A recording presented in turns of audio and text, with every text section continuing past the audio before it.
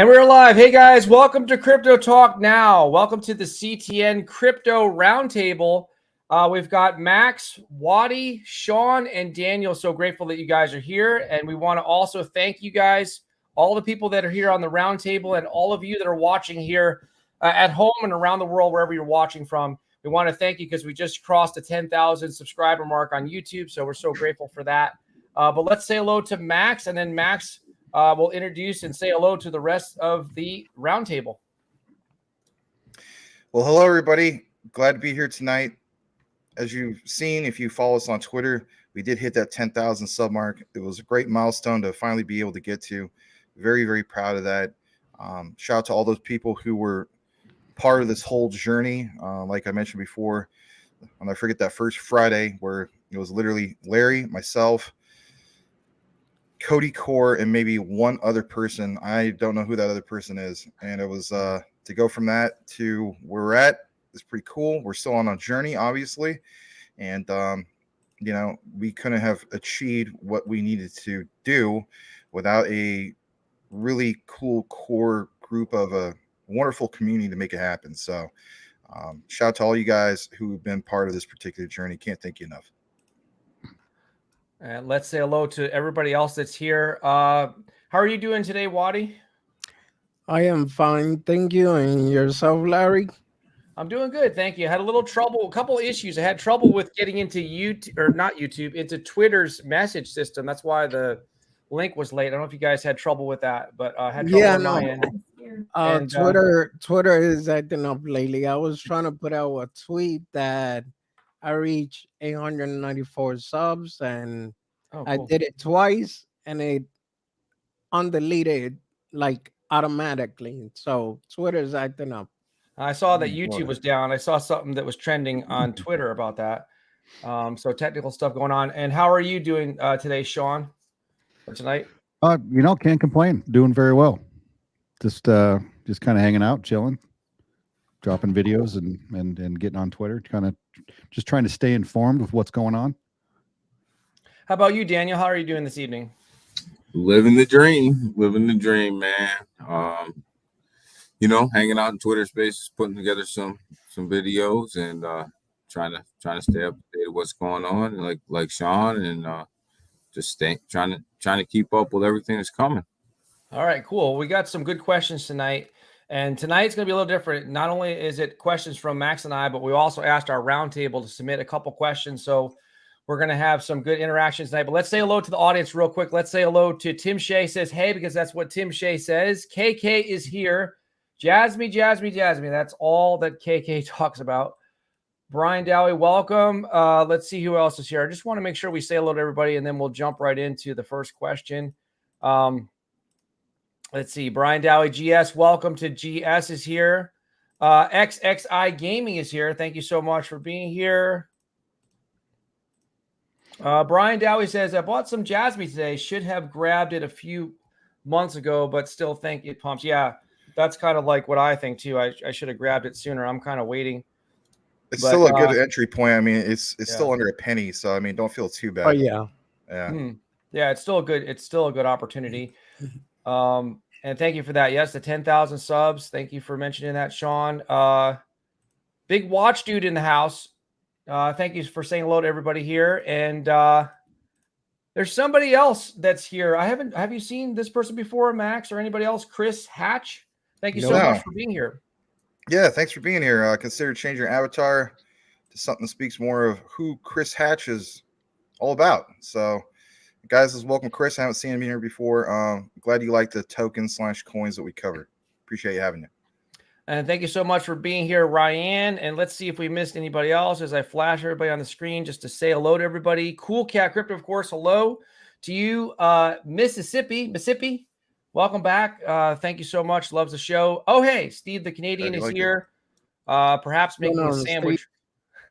Perhaps making a sandwich. Yeah, he's like a connoisseur of sandwiches. Really? I guess that's what he's into, is making sandwiches. That's what someone told me one time. Yeah. I forgot who it was. A long time ago said that about him. Kind of like when I was making a sandwich and it was my day off or something. I'm listening to the show and Mental Light connects and I'm like, oh, he's going to say it. He's going to say it. Is it me you're looking for? Lionel Richie, kind of like that. Yeah. All right. Looking forward to ALBT. All right. So today's question is going to come, and I apologize because of my issue with Twitter. I did not submit my own questions to you guys, but they're going to be easy questions. I got 2 questions. So I'll start out with mine, then we'll get to your questions for the roundtable. So my first question is for everybody here. Whoever wants to grab it first, just jump in. With everything going on in the news, on YouTube, the buzz that it's about, actually, Max made a video. He was the first one to actually bring it to my attention, the Chat GPT, but not just Chat GPT, because that's one AI program, but there's other AIs, and there's also AIs that are involved with crypto. How do you think that AIs will impact the crypto industry from like a trading standpoint, or just in general? What do you think the AI craze is going to do for the crypto industry? If anybody wants to grab that. Well, if ChatGPT could make me 100K by tomorrow, then I say it's great for the industry. All right. Well, thanks, Waddy. Did anybody else want to add to that? I'll just say, I think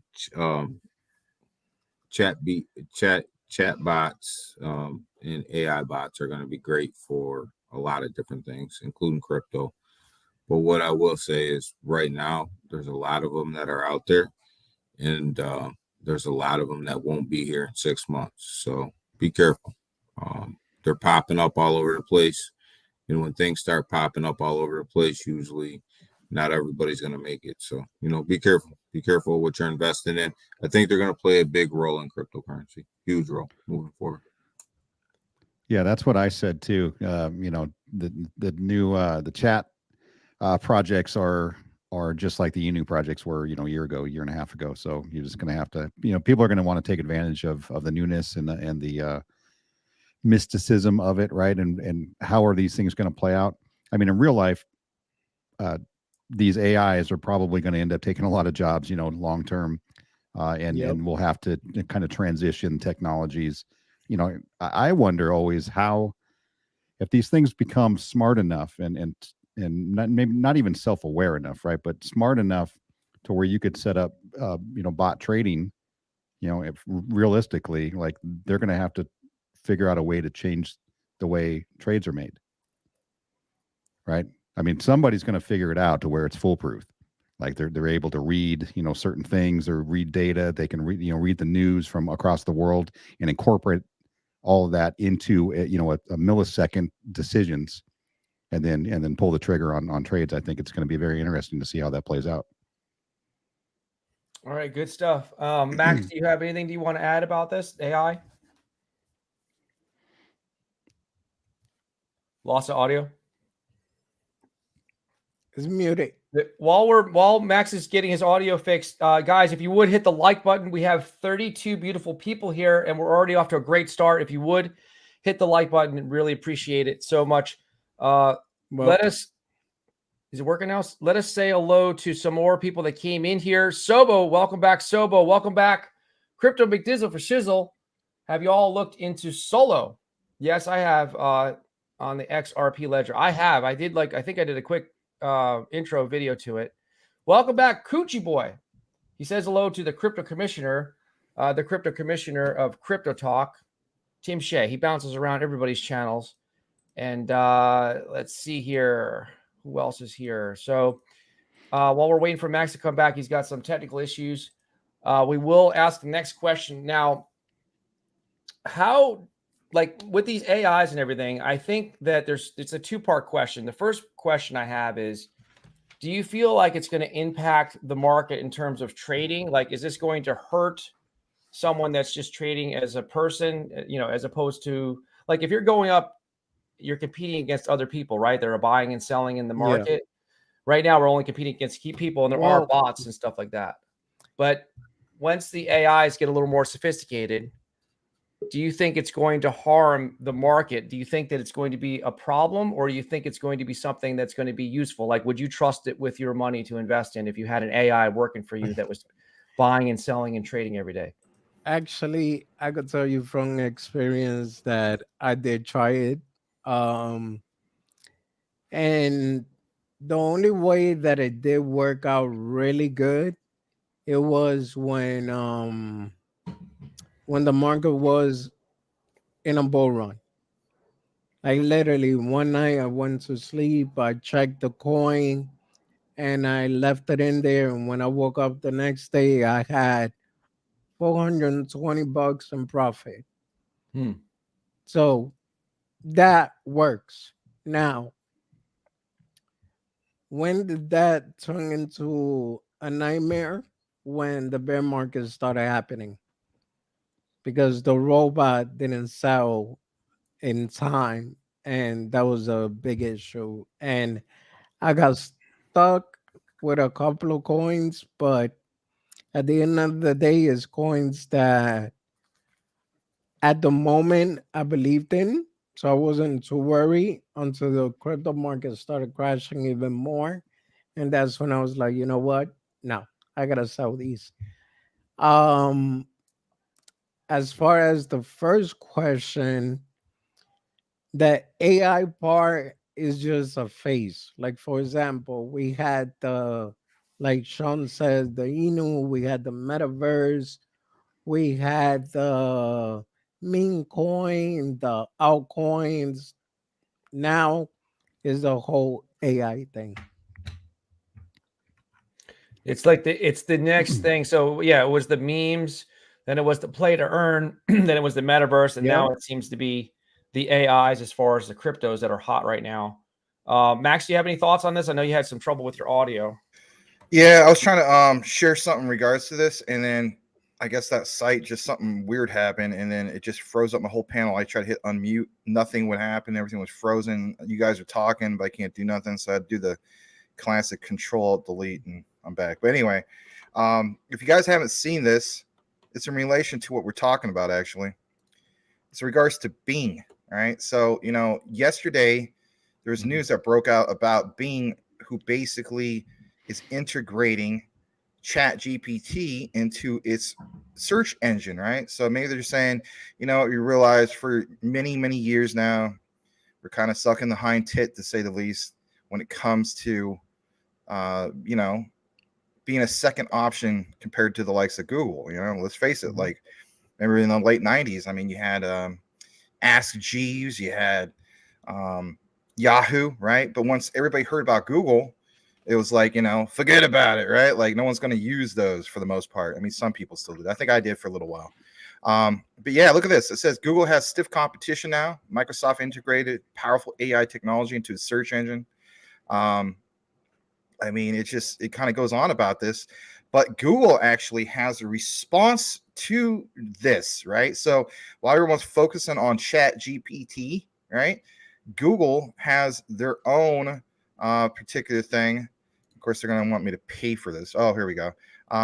Yeah, they're going to do their own version, which I believe is, I don't even know if they had an official name. I forgot what it's called. I saw it on another particular page, but I think it's big because now instead of just like, hey, Google going away, they're implementing some of these technologies. Yep. Mike, yeah, that's you. I'm glad you said that because I forgot to mention that in the onset of the show.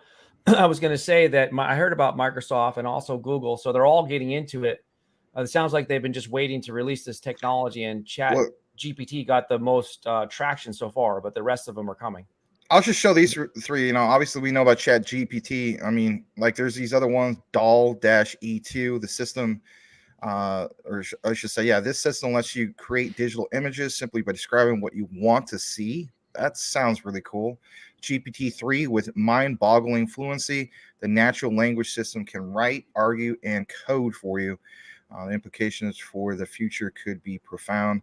So, I mean, it's nice to see that, Google has some legit competition. But I guess at the end of the day, it's whoever makes their particular platform the go-to platform. Let's face it, Google's been the go-to platform, I don't know, what, at least 22, 23 years more, something like that. So there you have it from the New York Times. Thank you for that. But AI technology is all about deep learning, right? Everything about AI is about deep learning. So you can have the best bot in the world, but if nobody's using it so that it doesn't get a chance to do deep learning, then it doesn't mean anything, right? Just like So- ALBT, right? Like you could have the greatest utility in the world, right? If you lose the trust, right, Daniel? Yeah. Are You we lose people the going to keep trust, coming but- back? No, we're going to give it a second No. chance. But if they kept, Correct. if this thing kept happening 4 or 5 times, do you think everyone's going to give a crap? Probably not, right? So when you think about it, right? Let's think about this logically in trading, right? If Hotbit has a bot and they have the best bot in the world, and Binance has a bot and with AI technology, whose bot's going to learn quicker? It's going to be Binance. They hold 55% of all the spot trading in the world, right? So that deep learning for that particular AI is going to become much quicker, much better, and it's going to be able to refine its trading strategies, right? So even though Microsoft comes out with the first chat GPT doesn't mean that it's going to be the best. When Google comes out with theirs, Google has 80% of the market share wrapped up. If 80% of the people use it, it'll be smarter than Microsoft. It's the laws of numbers and how these AI's deep learning technologies work. So It's funny that you mentioned it. It's funny you mentioned it because I did finally remember the name of this. I'm not trying to control the roundtable or anything, but I want to show you guys this real quick. It's called Bard. All right. So this was reported also on Vox. There's other outlets. I'll blow it up a little bit for you guys. But yeah, this thing is called Bard. It's Google's version of Chat GPT. And this was reported about 2 days ago. What's today? 8th, I believe. Yeah, the 8th. The new AI chat bot is available to trusted testers for now. So it's in testnet and will be released to the public in the coming weeks. The Google CEO, posted a blog about it. Of course, they're under intense pressure to compete with just that Chat GPT. So I want to reiterate kind of like what Daniel was talking about. I mean,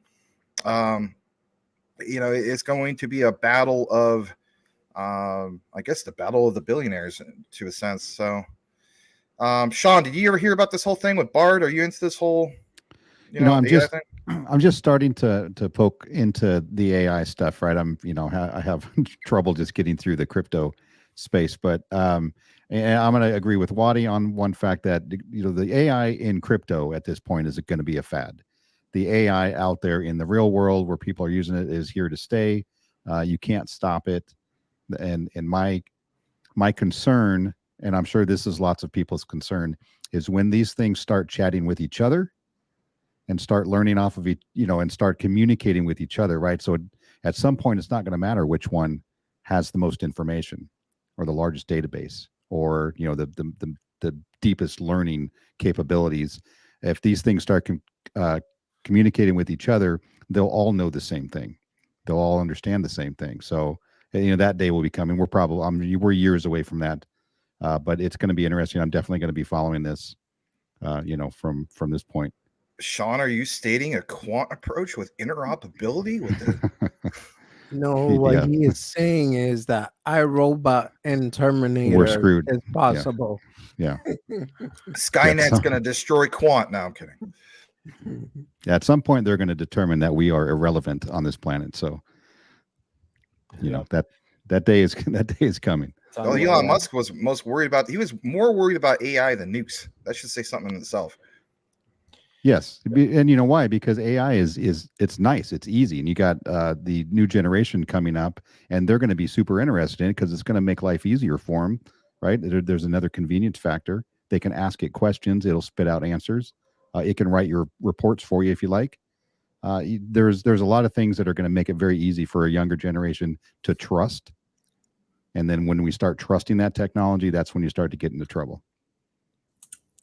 I've seen one of these AI bots literally program a whole Microsoft program, write a whole program in 5 minutes, code and everything. Yeah, you can ask Chat GPT to code out Pac-Man for you, and it'll code it out, and you can copy and paste it, and it's the Pac-Man game. It's crazy. Yep. Nice. So before we move to our next question, and thank you for everybody answering that and making a good start to the show here. Let's say hello to some more people. Chris Toby is here. Boomer effing Sooner. Everybody, hopefully I got everybody here. I'm just looking to see. River perhaps River Runner abbreviate. Yes, aka River Runner. There you go. And Marcus Moore, haven't seen you here before, asking. We'll get back. We're going to come back to your question, actually. Coochie Boy, thank you for being here. Crypto Lounge, Michael is here. And let's see here. You know, I was going to ask one other question, but let's just take one question from the audience, and I want to see where it is. I just lost it here. I said I would come back to that question, but yeah. Welcome, Marcus Moore. I haven't seen you here before. Let's go with this question. Let's get some quick answers on this before we get into the other questions. How do you feel about ALBT? Or is it AB? What does he say? ABLT? Yeah. I think it's just a typo. Yeah. It's a typo. Okay. I don't ALBT, think he's saying, you know, how you guys, I don't feel like he's saying how you guys feel about American bacon, lettuce, and tomato. I mean, you know, obviously we all like that. So anyway. Yeah, I thought it was a typo. Okay. So if anybody really wants to, I know they had the hack and everything. If anybody wants to give their quick opinion on that, go right ahead. I will. I think ALBT right now is going to be okay. Yeah, I think they did what they needed. They're doing what they need to do right now to keep the trust of their community. They're communicating. They just put out an audit. They retweeted an audit that was done to explain why they were in the situation that they were in with blockchain proof. So, you know, it wasn't somebody just saying something. I think everything that ALBT is going to, the future of ALBT is going to rest on how they handle this situation and how well they communicate it and what they actually do. If they botch this situation in the way that they handle it and they don't start communicating and they're not transparent, people are going to run for the hills. But if they just stay the course and they fix the issues and they're transparent with people about it, ALBT has good enough utilities. It will survive. Bad stain on it right now, but it will survive. You know, but it solely rests on the dev's shoulders at this point and how they handle it. So that's how I feel. All right, thank Very you. true. Anybody else want to comment on it? Well, I want to state this real quick. We have 40 beautiful people here tonight, as Larry would say. If you haven't done so already, please smash that like. Helps us get the algorithm going and get the show out to more and more people. Thanks for joining us here tonight with this weekly roundtable. Sean, the Crypto Smith, Daniel Gayton, and Waddy, the Crypto Hunter, here at Crypto Talk Now. Thanks for being here tonight. Thank you. Yes, thank You're you welcome. all. All right. So anybody else want to comment on their feelings at this point about ALBT or their thoughts about it? Until I see it relisted on an exchange, I'll reserve the comments. Yeah, Okay, and I'm going to fair agree with Daniel. It's, you know, they're really, it's in their balls in their court right now. You know, they're going to have to make sure they keep everybody calm and do the right, you know, make the right steps moving forward and get the problems fixed. I wasn't in it. I was planning on buying in at some point, but I ended up getting to LCX instead. But so, you know, I'm on the fences now, just waiting to see what's going to happen with it. I think it's a good project. They can certainly pull it together, but it's really going to depend on the team and how they do it. How about you, Max? I'm kind of going with the whole thing. I'm just waiting to see how this thing goes. We talked about yesterday about this particular update. I talked quite a bit about it. So, I mean, and there was a lot to explain.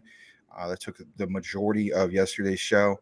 But if you haven't seen it already, all you got to do is just go to Twitter. They do have a community update. It's a snapshot in regards to the token distribution. And if you're on Twitter, check out yesterday's update. It will answer all your questions about, you know, how you're going to be compensated, a few other specific technical questions and so on. But I have not seen anything since then. But as soon as we get it, we'll definitely break it out to you guys. All right. This next question comes courtesy of Daniel Gayton. He submitted it to me, so we're going to make it a little more interactive with the questions. So if you could only own 2 ISO 222 compliant coins or tokens, what would they be and why? So you can only own 2. I don't know, some kind of restriction where you can only own 2 of them, let's just say. Anybody want to grab that one? XRP, number 1. I would say I think, you know, the second one is tough, right? If it's only two, It is tough. and I'd say XLM, honestly. And why? Yeah. They're both payment systems, right? That those are going to be used, and they're being used currently. So they're just going to be used more in the future. Not that the others, you know, the other ISO tokens won't, or other tokens that we talk about won't, but I'm very confident about those two. And before we get the rest of the audience to answer, thank you, Mr. Lambo's Crypto Talk, for being here. He says Quant and XRP. Guys, in the chat, help us out with the algorithm. Give me 2 ISOs. If you can only own 2 of them, put them in the comments and let us know what they are while we go to the rest of the roundtable for answers. I'll answer that because Mr. Lambo just gave my answer. Okay. If I had to narrow it down to 2, and there was only 2 that I could own, it would be Quant and XRP, without a doubt. Not Quant and XRP. Not even close. Yeah. Well, I would say XOM for sure and XDC. Okay. How about you, Max? I would have to go with, for instance, Cypherium and IOTA. Wow. No. I was gonna say wow. No, I'm not funny those. I think those are good. Yeah, I know. I gotta twist it up now.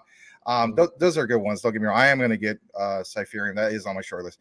But yeah, you guys know the answer. It's Quant and XRP. All right. If I had a third, it would be XLM. So yeah, Quant and XRP, because you know, some people may say, well, why isn't XLM? And why isn't XRP and XLM? I look at it from the perspective of, again, the whole thing with scarcity. You know, it's just, I feel as though we're eventually going to be priced out of Quant. You know, the circulating supply and so on. It's just all those particular factors and all the above that we talked about here daily. So, yeah. All right. Next question, also from Daniel. So do you think that the bull run will start with the utility run? I think we already know the answer for that one. But more importantly, which coin or token will lead the way? Which one is going to be the trigger to trigger the utility run that will ultimately lead to a bull run? So I'll start.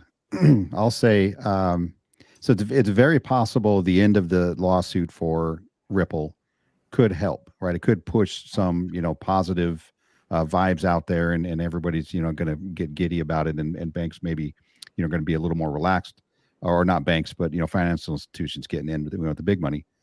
That's possibility, right? Obviously, once utility starts, that's going to, I mean, bull run is guaranteed at that point, as far as I'm concerned, right? Just my opinion. So, and that's kind of where we go. What else can happen? I mean, regulation could come down, like real regulation to really give clarity, but that's, you know, not likely in the next couple of years. So we'll really have to see. That's where I'm going. I'm right with you, Sean. I'm gonna go right there with you. I think that XRP is going to be the trigger for the utility run, which in turn will start, after the utility run will start the bull run. I think XRP winning the case, but more importantly, XRP is institutional investors. XRP is institutional money, and I think once they win that lawsuit and that thing actually really starts to trigger off the way that it should, in the way that it's set up to, XRP will springboard everything. Nobody's going to move without XRP moving first. I strongly believe that. And anybody else I want to would answer? second that. So no, Okay. I'm saying I was second what Daniel says and Sean, because honestly speaking, XRP needs to make it in order for everything else to start moving with it. Yeah, very true. I'll add to that. By the way, Wadi, super nice looking, you know, background you got there. Looks cool. Yeah, I'm actually talking to you guys and working on it. I'm trying to get a real cool one. Okay. Thank you. Right on. Yeah, my thing is this. I think it's all dependent on, I hate to say this, like dates, but I mean, like if it ends up being like, you know, the sun, or all the planets aligning with the stars and all that. It just ends up being like the perfect storm. I don't even know if I want to say the perfect storm, but Yeah. with some specific things happen, obviously with ISO 222 late March, March 20th. If we get the SEC lawsuit over with, a win for Ripple, and that happens to also be in the likes of March, then yeah, to me that's a given that it would start off with XRP.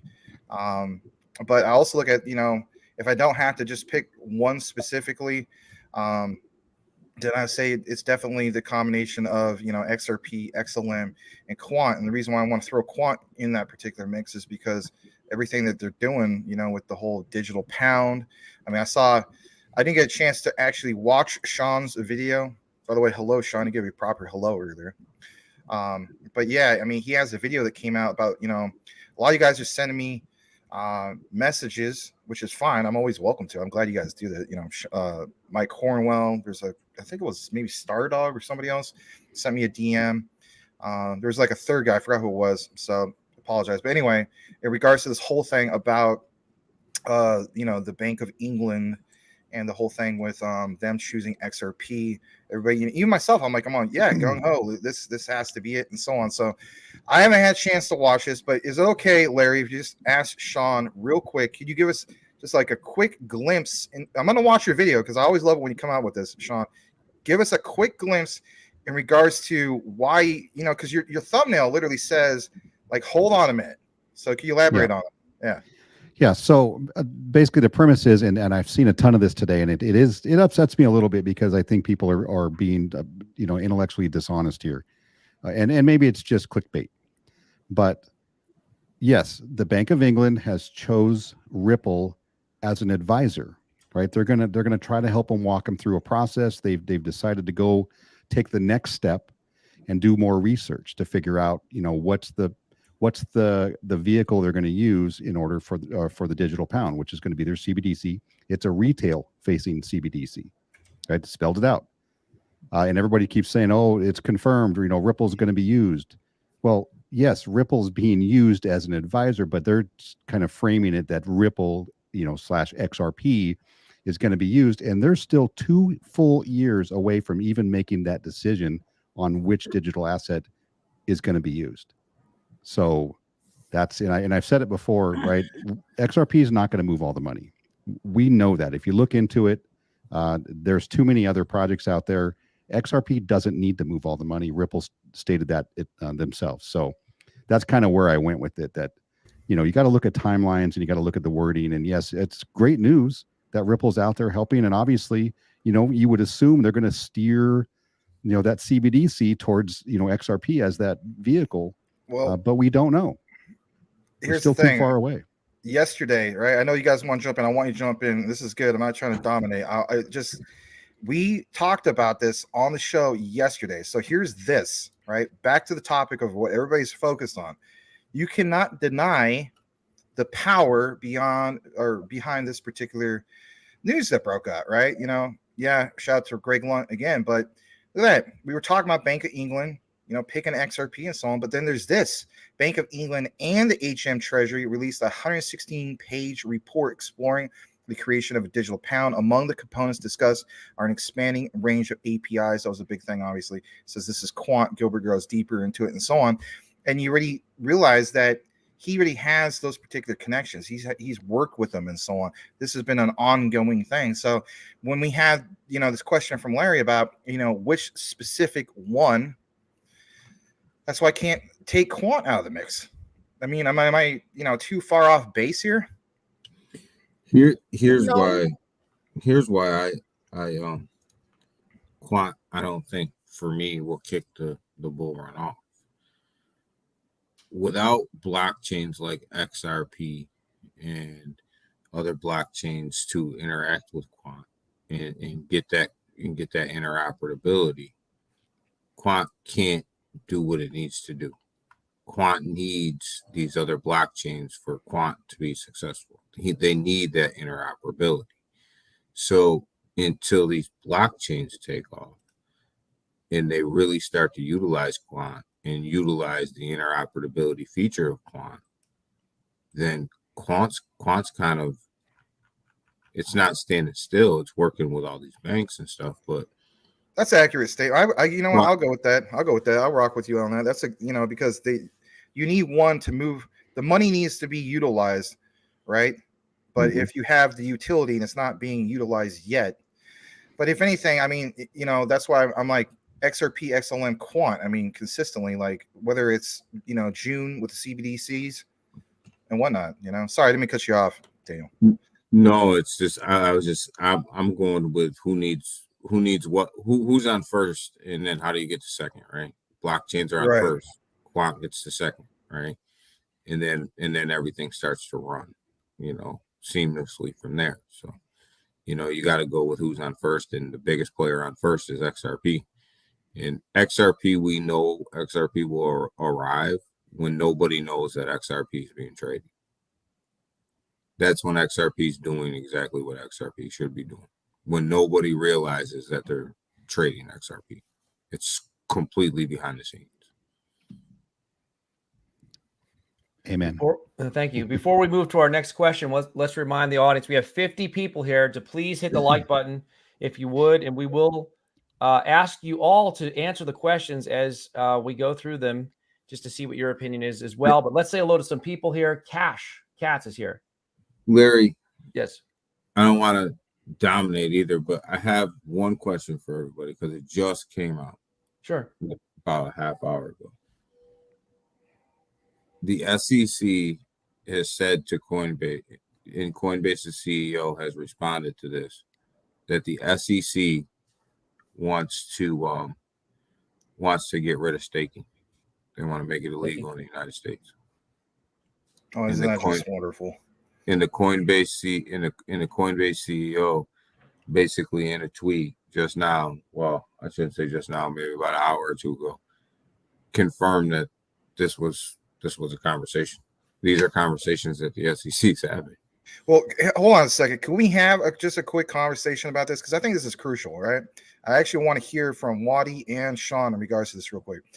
Because think about this. Daniel, think about what you just said. So my attitude is this.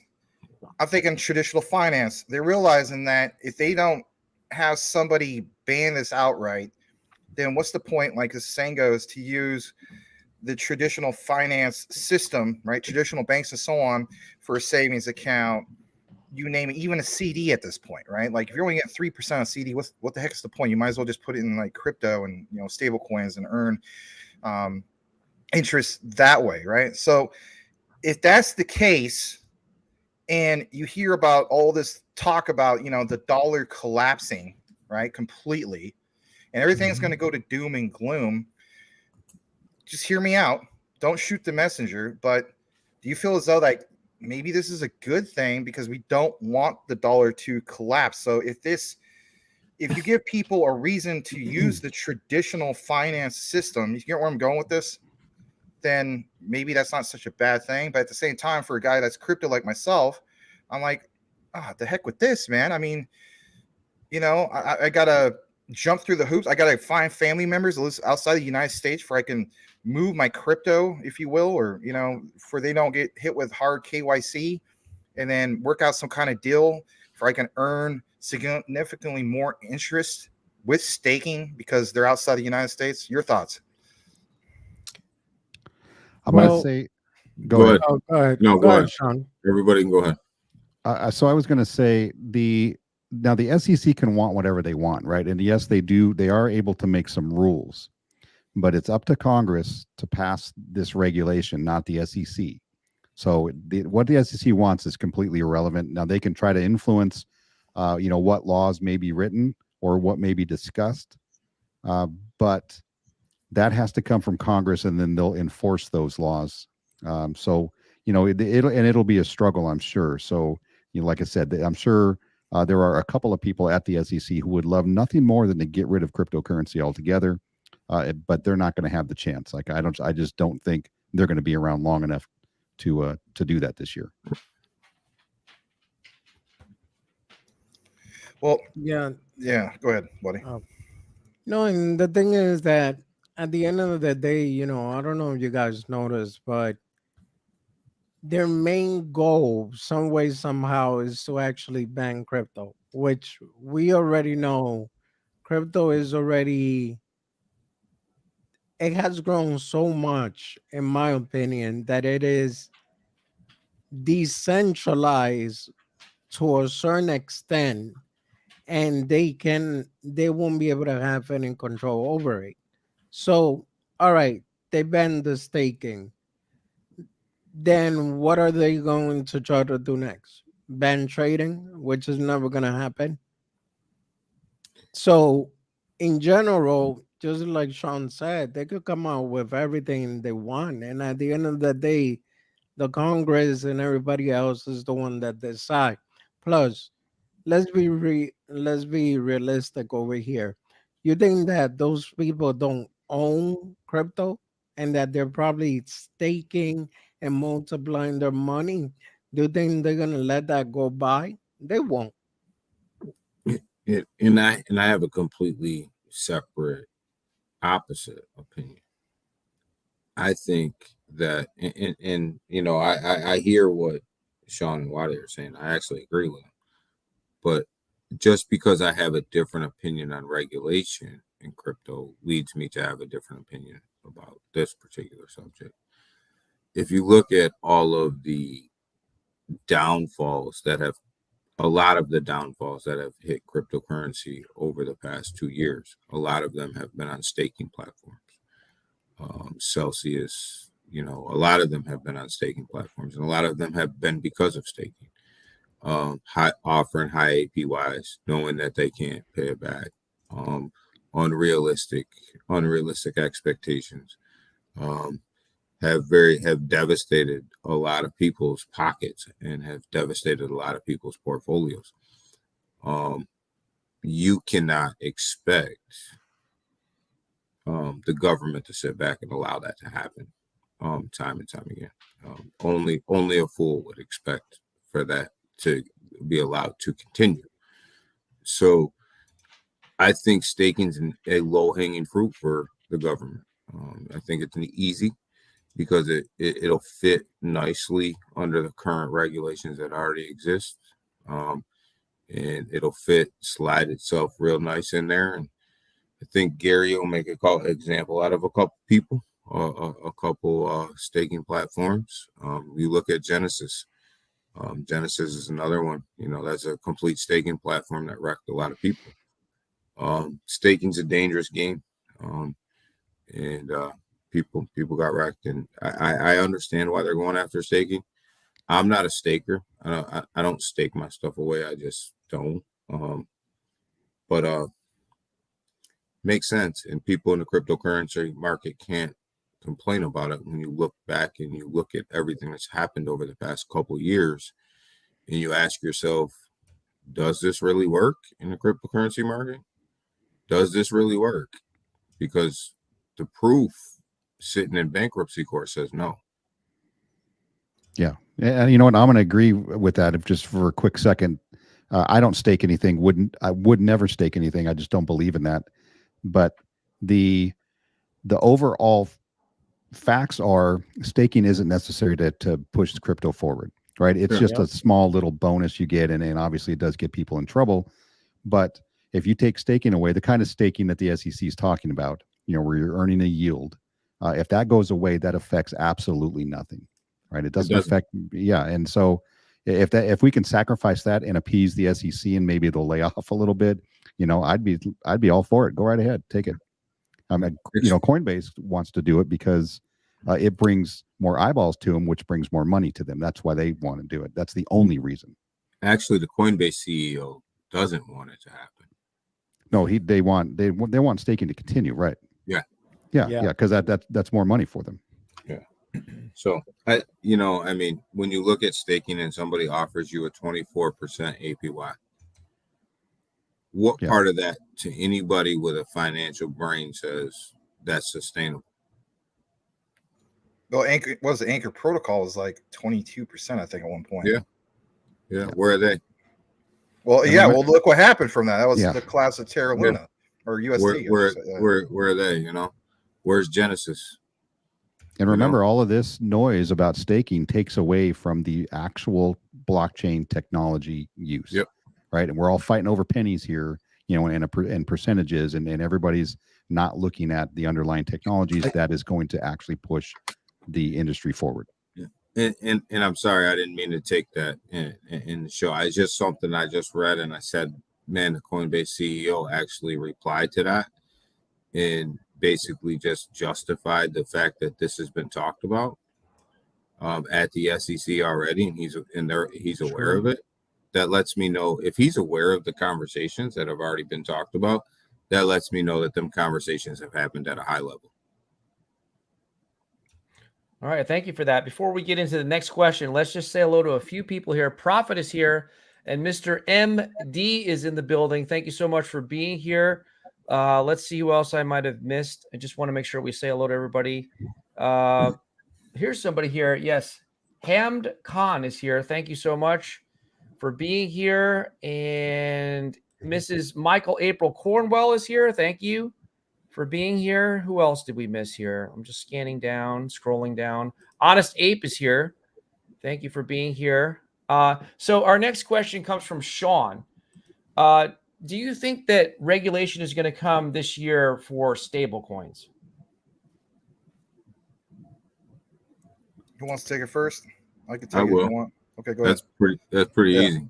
Yeah. Yeah. Yes. They're coming this year I have them coming in 2023 for two things, now possibly three. Stable coins, centralized exchanges, and now probably staking. I think No, I'm sorry to interrupt you, but let's get the audience to answer that in the chat, if you would. Do you guys think that stable coins are coming in the year 2023? This year, are they going to have regulations for stable coins? Let us know in the chat while the rest of the roundtable answers that question. Well, Max, in the meantime, the audience answer. How about that one? With the little wings. With the little wings. Yeah, you don't see it? I changed the virtual background again. Oh yeah, gotcha. Oh, yeah. Yeah. You're just a sweet little angel from the Bronx, aren't you? Body's over there flying around the room. That's funny. Yeah, that's cool. That's cool. I have to. If we didn't get copyright strike, we could have some Sam Cooke playing in the background and be like, Cupid. Anyway. Yeah. What does everybody else think? Stablecoins regulation 2023? I'm going to go opposite of Daniel. I don't think anything happens this year. I think that it's stalling. It's infighting. It's not agreeing on anything. I don't see it myself. Hopefully it does, because we need this to move forward. Hopefully it does. And Sean, you said it too. That's my hope. I'm hoping, because if we get to a bull run and then they start talking about regulations, your bull run's going to get the brakes put right on it. Yeah. It's over as soon as that drops. So I'm hoping that they just do it all in 2023 so we can run in 2024. I think some big things are going to happen basically around March. I've said this before. I feel like, because if you follow, let's face it, you follow politics and so on. We just had a newly elected Congress. Like, some guys, went away. Some guys, there's new people there. Some got to stay, some didn't. But usually speaking, I mean, for all the people who are like, well, these people just entered into office in, late January and so on. Yeah, but in reality, you have to have the time in which, their staff gets set up and so on. And it takes basically until, typically speaking, around March to start seeing, people with proposals about this particular bill and that particular bill and so on. So, I mean, I think we need to wait for actual real legislation. It could be introduced by March, and we'll have to see what happens from there. Because I think at this point, if we keep letting this go, right, and there was a big monumental black swan event and so on, people will be like, why did you guys let this happen again? Like, first time, shame on me. Second time, shame on you. Now this keeps happening. And then that's where people will, want the throat of these particular elected officials and so on. I think they want to avoid that. I think they try to get something going here soon. That's just the way I look at it. Well, And I don't think it's gonna happen this year. Probably by next year, yeah. But honestly speaking, I don't think it's gonna happen next year. I don't think that they have like enough people informed or educated enough on how the whole stablecoin thing works. So they first need to get that in order, and then from there they could say, okay, well, we're ready to regulate it. Well, don't forget that they already have a bill sitting in front of them for stable coins right now to outlaw algorithmic stable coins in the United States. That bill's already sitting there. The only thing they need to do is get that to pass and get that through. That bill's already written. It's sitting there. The first step would be to outlaw algorithmic stablecoins, right? That was put together last year, which would kill Tron and everybody else, right? So that's probably a good place to start. Okay, it could quite easily kill Tether as well. Yeah. Yeah. The Tether's on its way out anyways, but I mean, with a little help or without a little help, Tether's on its way out. But I don't know. I just would hate to see us keep kicking this can down the road, because when regulation does come, and if it comes during the middle of the bull run, it's gonna put the brakes on the bull run. Regulations will put the brakes on it. It'll stop any positive momentum you have. All right, let's remind everybody to please hit the like button. We got 49 people here. We got another question. I'm going to modify it a little bit. It comes from Sean. So we talk a lot about the ISOs here. Everybody here talks about them, right? So we talk about the ISOs, and I'll throw LCX in there. We talk about LCX. If you could only hold one that's not an ISO and it's not LCX, what crypto would that be if you could only hold one? Algo. We both said it at the same time. I didn't hear it. What'd you say, Waddy? I'll go with Algo. Can't. Nope. That's that's on the list. You can't take that one. Okay. Oh, that's an ISO. Yeah. Okay. Yeah. One that it's not an ISO. That's not an ISO. Yeah, something outside of what we normally talk about. I'll go with BRA. BRA? I'll go with Matic. That's a good one. Yeah, I hold Matic. I like Matic. Yeah, I would say the same. Daniel, Matic is my choice as well. How about you, Max? He's looking for it. Sorry about that. What I was going to state is, yeah, Max, say Thomas on the table too. Okay, so don't be afraid. Yeah. Say So is Shinobi. Or Terrarium. Yeah. Shinja too. Was it third quarter 2021? Saitama, man. I mean, it's like $4,000, but whatever. Anyway, interesting fact. They're up. Last I checked, that was yesterday, 140% on the 30-day chart. Wow. Wow. Yeah, because it tanked to like almost nothing. You know what I mean? Anyway, and it went to a V2, and never mind. I think I'm gonna have to go with Polygon, but that doesn't really answer the question because I already have Polygon. So can I be technical like that? If I already have it? Yeah. Anything outside of the stuff we normally talk about. Okay. Yeah. All right. Well, I was gonna. You know what? I just thought of one way better than BRA, which I feel that's gonna change a lot of things in the future, and people are sleeping on it. B-Chain. B-Chain. Yeah, I think I also got to look into Morpheus Network because it has similar use case. Which one is that one? MNW, Morpheus Network. Cool Cat said BSV. Yeah. Thanks for the $2 super chat. Yeah, go ahead. Yeah, thank you so much to Salamander in Space, the XDC commander, for the $2. He says Max and the four tops at the CTN network by XDC. Absolutely. All right. Thank you for that. Do not overlook your XDC. I really think. I mean, it's something else that this thing just kind of at the same price, so just almost not completely sideways, but To all those people saying that's a bad thing, I don't think it's a bad thing at all. I think if anything, it strengthens the asset even more. And then, after March, between March and later this year, I think there's going to be a lot that's going to happen with XDC. You go sideways before you go up. Yeah, exactly. Yep. Good consolidation phase right now. Yeah. Welcome to 405, Anthony. Haven't seen you here before. He also says, Matic. Let's get to the final question. This one comes from Max.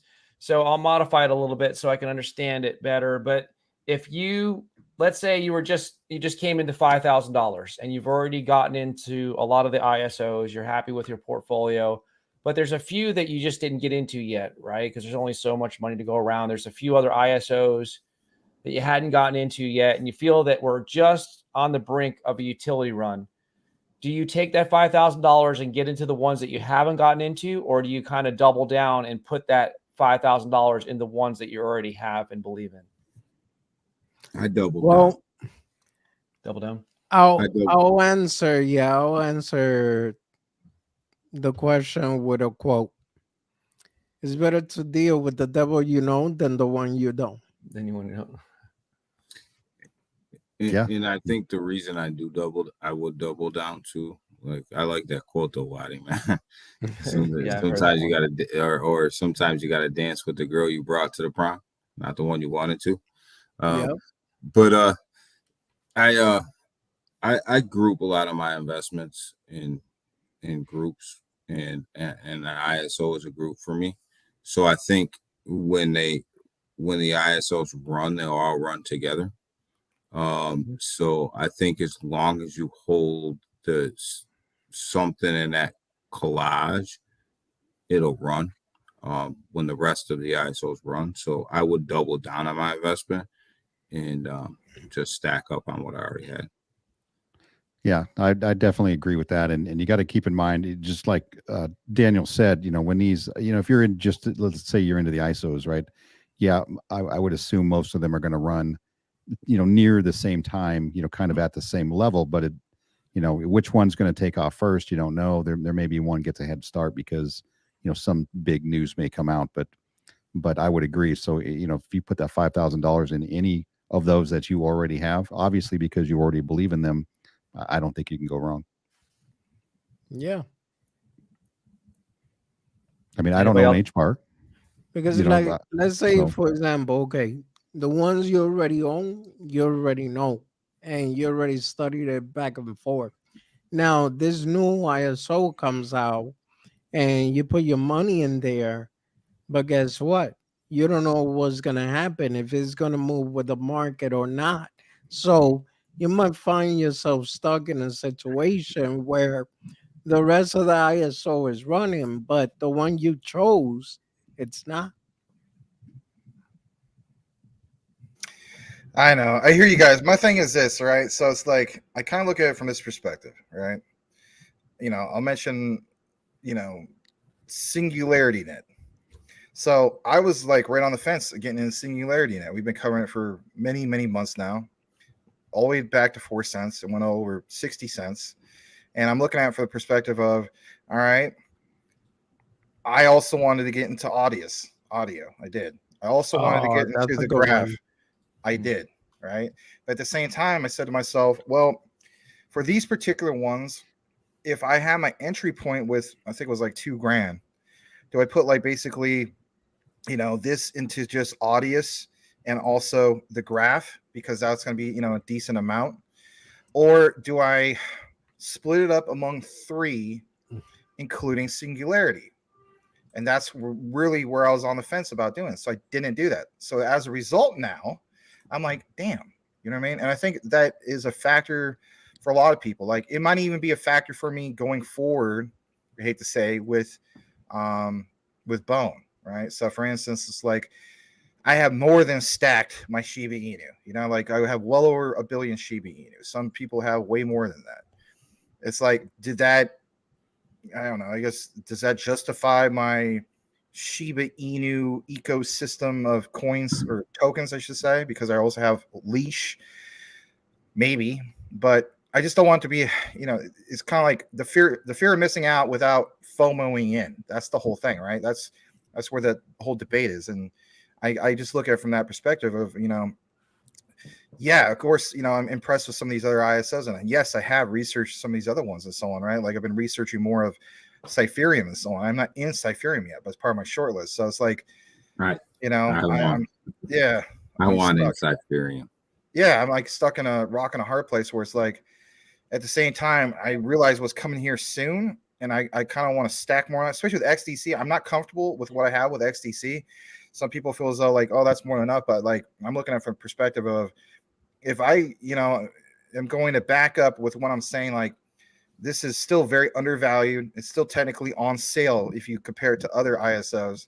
Then I should stack more on that compared to just like, well, I'm not in LCX yet. I'm not in Cypherium yet. I don't have IOTA yet. I don't have Casper. Like Casper is now part of my short list. So I'm just looking at it from all these particular perspectives. Like I'm not even satisfied with my quant. Me personally, I want 20 quant. Do you know what I'm saying? Like, so Max, I look at it. I got a question for you. Yeah. So you got Casper. Is the uncle with them too? Stinky and Fatso? Jeez. No. So Max, I think that boils down to what type of investor you are, right? I think that's why it's such of a personal question, because everybody has to make that decision based on their own financial situation and what type of investor you are. Like for me, each specific token or coin that I have, I know exactly how much I'm going to buy of it at what levels, and when I get to where I want to be, I'm done buying it. I'm moving on to something else, and I'm letting it sit, right? So I say, yeah, I want to get in Cypherium, right? But maybe that's 2 tokens down the line for me, right? But when I go into it, I'll know exactly how much I want to buy, how much I want to accumulate of it over time, and how I want to split that up amongst my wallets, and then I'll let it sit until it gets to where I want it to go. Each one of my tokens and each one of my bags has a price tag on it based on how much I bought and where I want it to go. So I think it's different based on how you're buying it and what type of investor you are, right? Yeah, and the price of it too. I mean, if one thing that's why like I doubled my holdings of XLM compared to just adding more to XRP this last time around, because XLM was at the time, I think it was like 7 or 8 cents.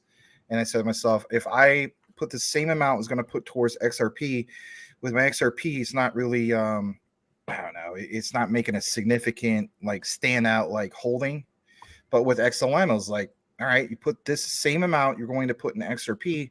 Now you've doubled your position into XLM. And I decided that was a lot more attractive as far as me, from an investor point of view. Well, anyway.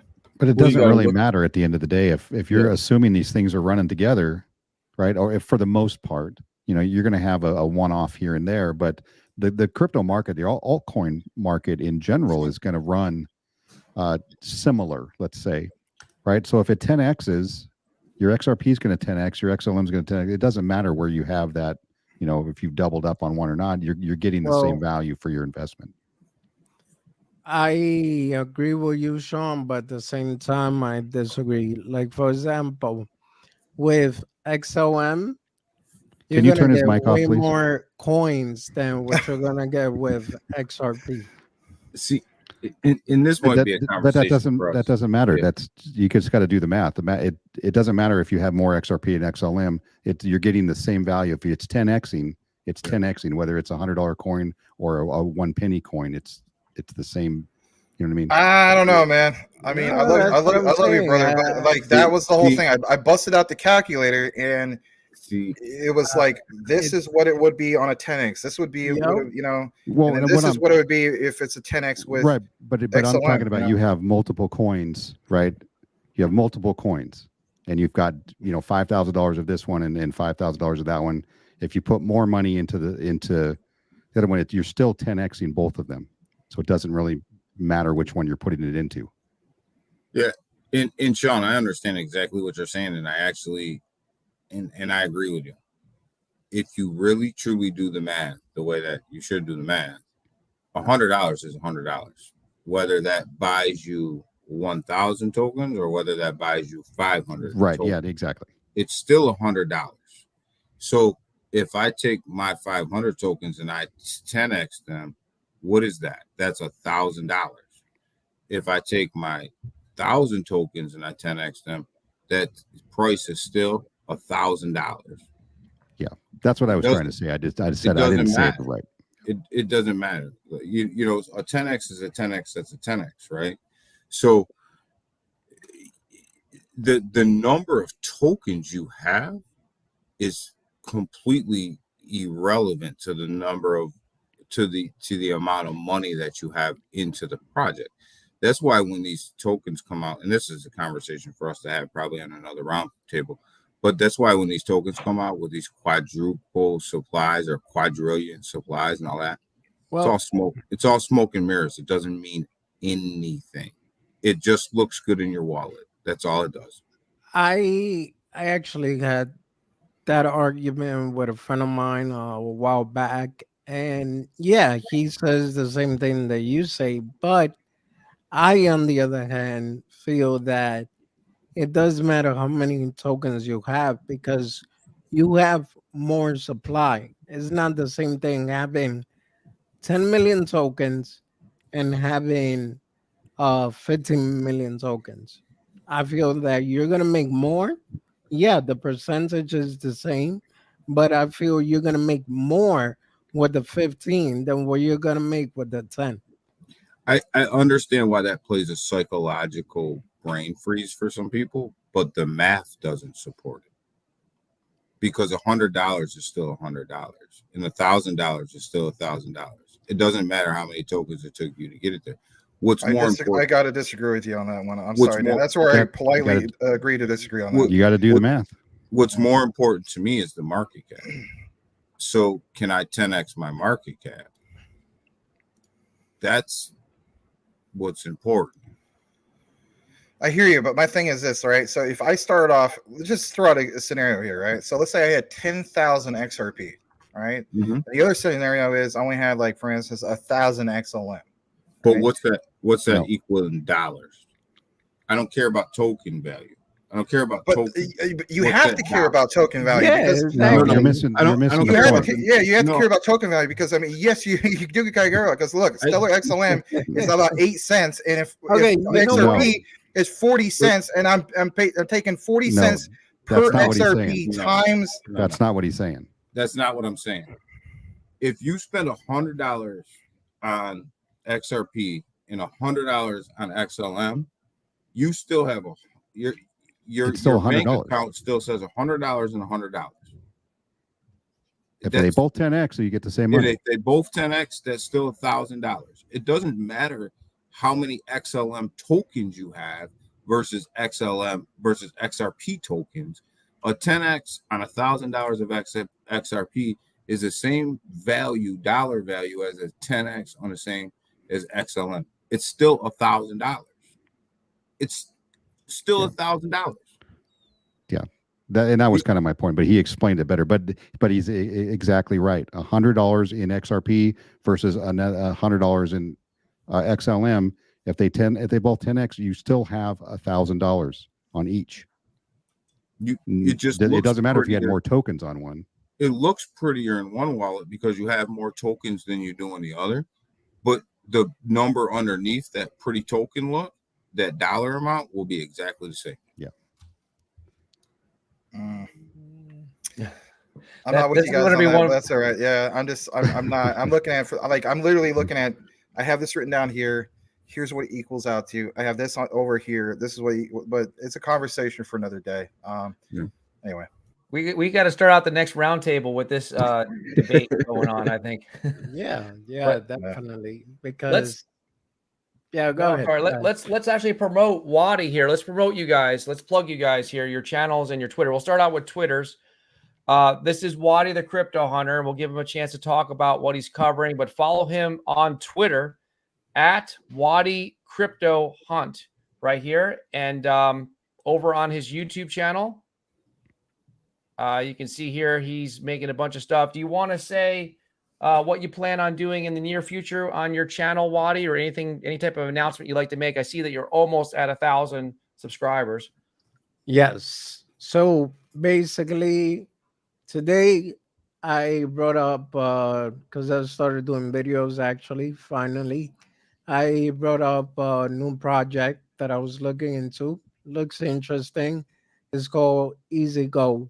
So obviously, not financial advice. Look into it. The only thing that I found a little bit weird about the project is the fact that when you go see the team that stocks, they look like AI generated images. Good damn So, AI. so if you want to have a good laugh, watch that video until the end. So I do cover technical analysis. I research different projects. I bring it up to you. Um, certain meme coin, not that much, but I did had an AMA with GCC, and I talk about B chain, which if you scroll down a little more, you're gonna see it. But a monkey, I Shiba Inu, and all of that. Now, when I get to 1,000 subscriber, which I am only 106 away, I am going to be doing a giveaway thanks to Al Clary. Um, a $500 giveaway. 5 lucky winner will get $100 each. But in order to participate, just make sure that you subscribe to my channel. I mean, guys, the subscription button is free. And all you're gonna do is click on it for a chance to win $100. Just saying. All right. Thank you for that, Wadi. And thank you for being here again. And Daniel Gayton, this is his Twitter page right here. You can follow him at dgayton30 right here. And so let's go over and check out his YouTube channel. And clicking on that. And this is, you can see here, he's doing, he has his morning live show. And he's got some videos going on. Do you want to make any announcements about what you're covering on your channel or Twitter? Covering some Gala, covering some ALBT, covering MMAI, covering a lot of the some of the FTX stuff that comes out. Aptos, put a couple videos out about what I think my top tokens I want to go into the bull run with are. Some, meet the blue chips, and then under 500 million market cap, I believe. So split them two up into two. You have the morning show going on at 7 a.m. On most mornings. Work got in the way today, that little crazy thing called work. So yeah, every morning we just get on there and talk about, anything and everything crypto, and try to just, look at the pre-markets a little bit. But it's more of a show just to kind of, get people up in the morning and get them looking at some charts and get them talking about crypto, and just trying to get everybody's day started out in a positive direction. So, we'll do that at 7. Twitter, me and Wadi both have Twitter. We have Twitter Spaces Tuesdays and Thursdays at 7. And we just talk about general crypto topics, anything and anything crypto. Had one yesterday, and there was over 100 and something people in there. It's pretty good Twitter space. So that's kind of what we have, what I have going on. I hit that 300 mark though. I finally broke 300 subs. Congrats. And yeah, congratulations. I mentioned that on the morning. In like 4, yeah, you were actually, you're the one who, Max brought my attention to it. I didn't even realize it till he said something. And I was happy about that. But yeah, 4 months into YouTube, and I got 300 subs. I don't know if that's good or bad, but I'll take it. It's good, bro. It's good. Trust me. I mean, I don't have anything to compare it to, so I'm good. I'm enjoying it. So very cool, man. And thank you, Daniel. Also, thank you for being here. And let us go next to Sean, the Crypto Smith. You can follow him on Twitter at Sean Crypto Smith right there. Let's check out his YouTube channel right here. And if you want to kind of make any type of announcement, Sean, about your channel. So I basically am doing XRP content, XLM. I'm going to start a lot more of Cyphereum, even though there really isn't a lot of updates for Cyphereum. So I'll be doing maybe some use cases and partnerships, and MMAI, of course. And that's I've got a live stream 8 o'clock Eastern time on Saturdays, and I probably, because I'm doing live streams on this channel, which I am eternally grateful for, and I'm going to talk about that in a second, but I'm probably going to switch my live stream up to do really just kind of a lot of MMAI content to get just not just to satisfy this end, because I'm sponsored by him, but because there's a lot of stuff coming out and I don't get to talk about it all that often on my own channel. But then on Monday nights, Max and I have a show now called Utility Talk Now that we'll be talking about primarily ISOs and getting some good discussions and all of the information going on out there. So join us Monday nights at 9 o'clock Eastern. I'd appreciate it. All right, cool. Thank you, Sean. Yeah, I watched that show. That was a great show. Great first show. Monday, 9 p.m. Utility Talk Now right here on Crypto Talk Now with Sean and Max. Now let's jump over to Max here. We don't talk much about his Twitter. We might as well do that. You can follow Max over at DPGmaximus. And you can also, of course, check out his videos, which is right here on this channel you're watching. We did get to 10,000. I will come over here and show you guys the one that Max and Sean did the other night right here on Monday. It's right here, Utility Talk Now. Got a lot of views, 703 views, so that's really good.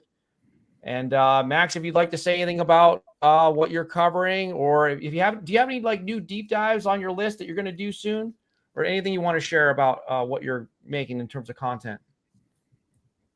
Yeah, absolutely. So I'm taking more deep dives, obviously, into quant and so on. I have listened to the community, and I know you guys have been waiting for a while for this. So I'm going to do a deep dive into ABT. No, that's not me misspeaking about ALBT, ABT. I have promised that I want to take more of a deeper dive into Theta, NEAR, and Tezos. And if anything, I also want to research more. I don't know if I'll come out with a particular video. It just depends on what I find. I think there's something to be said about Shello. I was talking about this, or messaging, in text to Mike Cornwell about this a little bit in regards to Shello. It's part of the QFS. And then on top of that, like the other day, we shared that info in regards to the whole thing with Visa and Ripple and so on. And right there, part of the mix was Cello. And there's something to be said about that. That really caught my interest because, for one, it's part of the QFS.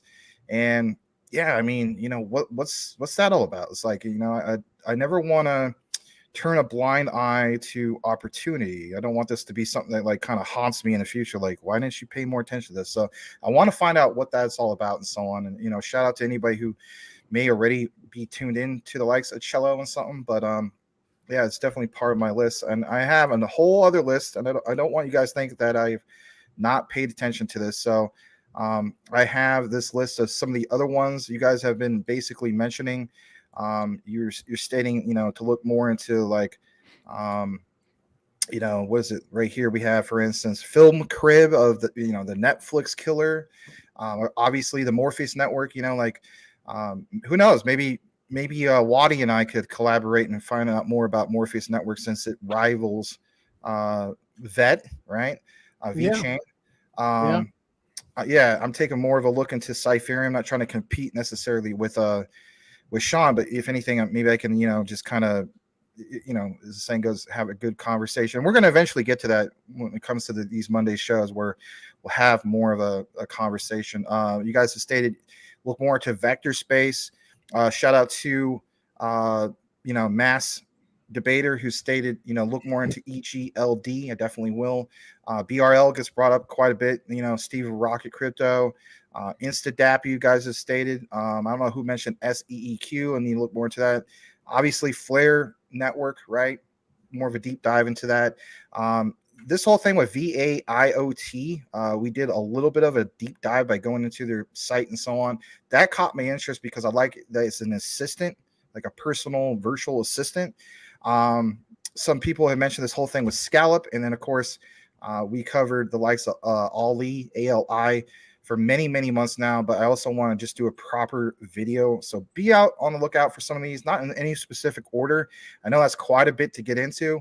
Not all these are going to come out like, like clockwork or anything like that, but I just want, the community to know that, here at Crypto Talk Now, it's not necessarily like, I hate to say this, but like some other shows are out there, hey, can you look at this? Oh yeah, I'll look into that. And then nobody ever listened to it. So I do plan on looking into some of these things, and that's what's up. Back to you, Larry. All right. Yeah, thank you for that. And thank you, Max, Waddy, Sean, and Daniel so much for making it another great CTN Crypto Roundtable. It's been a good one. Every single Wednesday night, 9 p.m. Eastern Standard Time, if you guys want to catch another one. And we'll be back again tomorrow at 9 p.m. So thank you, everybody, for being here. And before you end it, Larry, let's end it with a little bit of humor, especially since the 14th of February is coming up. Just share the screen I put. Okay, hold on. Okay. Oh my goodness. Oh, I get the reference. The former Playboy of crypto is back. Yes. Anyway. Watch. Okay, guys. With that being said, go ahead, Larry. All right. Well, maybe she's mad that the bull run didn't start. I don't know. All right. Well, thank you so much again for being here, guys. Everybody watching, and we'll see you again tomorrow at 9 p.m. Eastern Standard Time. Take care. Have a good one. Thank you. Everyone. Appreciate it.